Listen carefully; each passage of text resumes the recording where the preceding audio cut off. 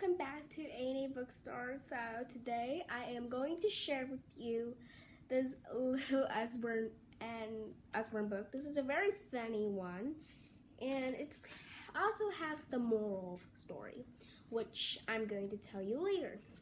So now let's get started. And if there are some new words, I will just explain it, or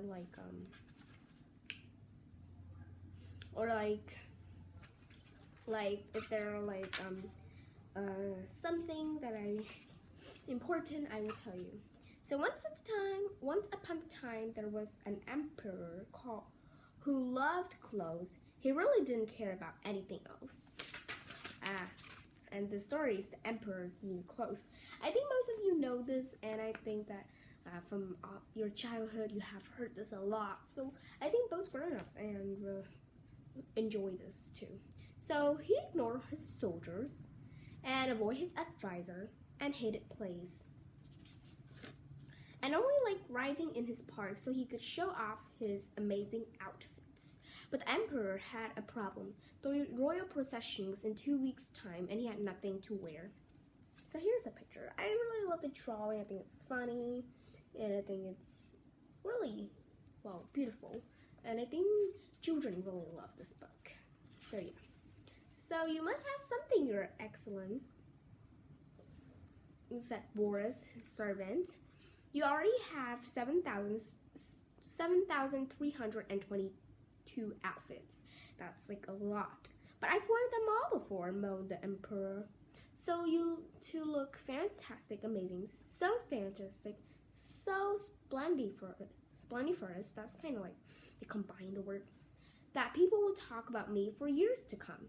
I see, said Boris, looking rather glum. It was Boris who had to take care of all the emperor clothes.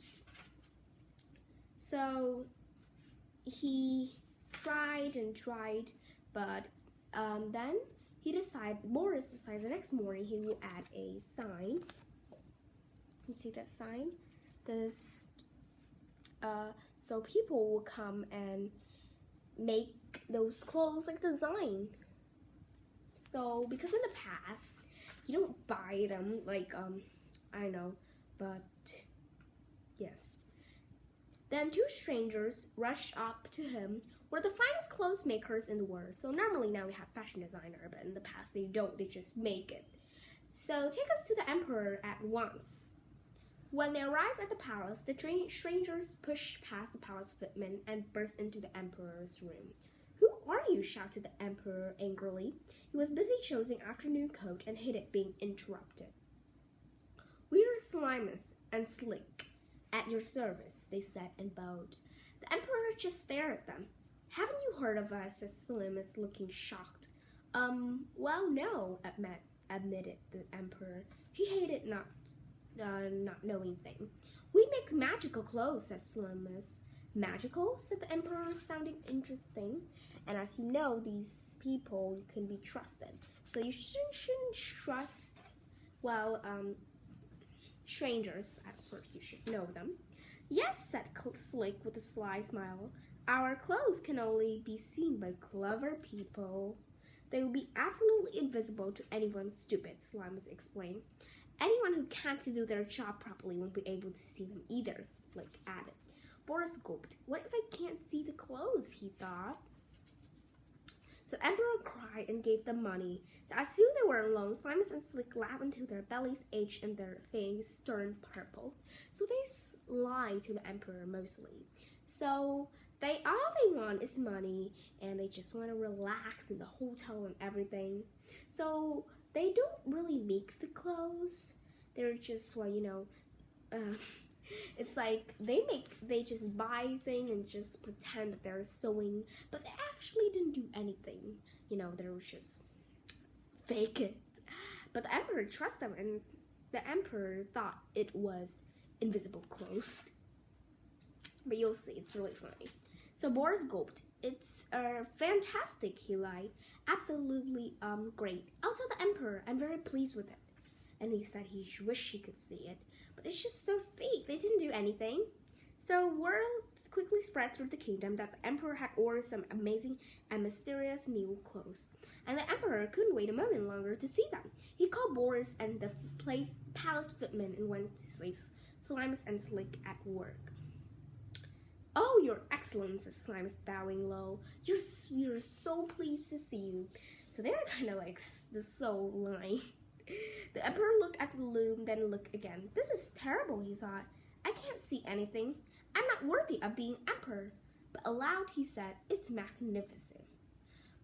"Really very tasteful," added Boris. The palace footmen were worried. Each thought the other could see the magic material. "Splendid," they said, unison. So they decided to, they were just faking it. They just didn't let the king wear anything. They pulled off the king clothes, and voila, he wore nothing. So they didn't wear anything for the king. So, and then they took the king out and, to the parade, and I'll tell you what happened. So the crowd gasped as the emperor emerged. Everyone had heard that only clever people could see this clothes. "What a wonderful outfit," they cried. "Such a magnificent pattern," said a woman. The emperor smiled himself. "These are my most successful clothes ever, he thought, and added a spring to his step. "Let me see him," cried a small child who was stuck at the back of the crowd. The child was lifted and up on his father's shoulders, so he could see all the emperor in all his glory. "Oh," said the child, "the emperor got nothing." Everyone around the child felt silent, looked at the emperor again. "He's right, said his father. "The emperor is naked." Then, faster than a spreading fire, a whisper whizzed through the crowd. Soon, the whole crowd was chanting, "The emperor's got no clothes on." So the emperor heard their words and shivered. Suddenly, he felt very cold. He looked down to his horror, and the emperor saw that they were right. He was naked. Then he blushed bright red all over. "I must carry on," he thought. "This is a royal procession, and I am the emperor." The emperor held his head high and walked more proudly than ever. Meanwhile, Slimus and Slick were packing their bags full of money, getting ready to flee the palace forever. "We tricked him," they cried, and cackled with glee. So this is not a good thing to do, I hope, after the story. Don't do this, okay? So, as for the crowds, they were enjoying the best procession ever. Boris, of course, wasn't having a good day. "Oh well," he thought, as he followed the emperor home. "At least something turned out as he wanted. People would talk about the emperor for years to come." The end. So, this is the moral of the story. You shouldn't be too, he want to show off his clothes. Now that people will talk for him forever, talk about him forever. So, it's very funny. But I think those guys shouldn't be too mean to the emperor, And the emperor, because since he wanted to be so famous, he believed in those guys to make his clothes. And I think we shouldn't blame that guy, shouldn't we? Since he's too angry, easy to get angry, have a high temper, and even shouted at Boris if there's something wrong. So yes, I think that's kind of the moral of the story.